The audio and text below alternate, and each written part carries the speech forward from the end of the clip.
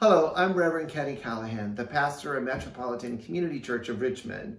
The sacred text for this coming Sunday's worship service is taken from Matthew's story, the 25th chapter, verses 14 to 30.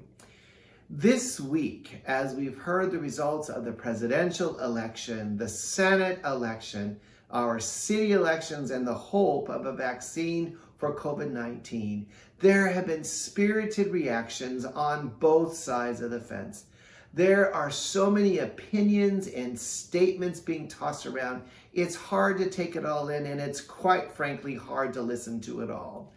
I found myself thinking and realizing that beauty is in the eye of the beholder. And after reading this week's sacred text on the parable of the talents, I wondered if we might also say that anger and fear, wonder and joy are also in the eye of the beholder.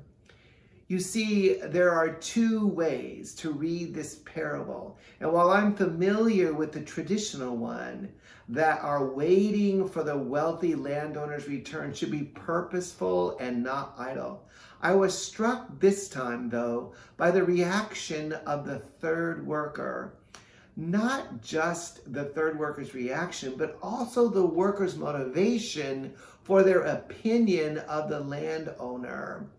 This worker was afraid, nervous, and terrified of the landowner and admits to it. The worker believes the landowner to be harsh, aggressive in business affairs, if not unfair and manipulative. We have no evidence at this point in the parable that the landowner is this way, but the worker believes it and is afraid. And as a result, the worker doesn't do anything with the money the landowner has entrusted to the worker, terrified that if it is risked in the marketplace, it may in fact be lost, and the worker would experience and suffer unknown consequences. Now, by contrast, we know nothing of the feelings of the other two workers about the landowner or the motivation for their business transactions. We only know that they went out and multiplied what had been given to them. The question is, did they do this because they loved the landowner, or did they also fear the landowner, but were driven to succeed at any cost rather than by fear and failure? Do they anticipate the generous response of the landowner to join in the joy of their success? Or were they simply natural-born risk takers? We just do not know. We only know that whatever it was that the third worker saw that was so terrifying that it did not have the same effect on the other two workers. They saw something different, and that changed everything. What I am sure of is that what we expect of any given situation, event, or person often determines our experience. I have a hunch that the same is true of our expectations of God.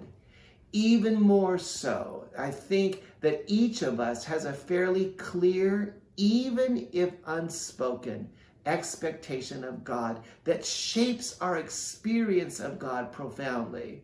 Or perhaps to put it a different way, I think each of us carries around with us a picture of God, and our experience of God rarely drifts very far from that picture. With this in mind, what is your picture of God?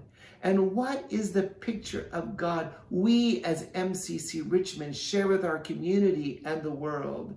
What comes to your mind when you think about God? As you consider and answer these questions, here's yet more questions.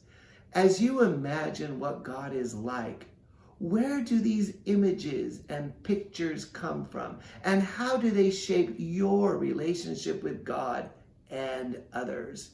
And finally, How does your picture and image of God shift and change, making God relevant in your everyday life?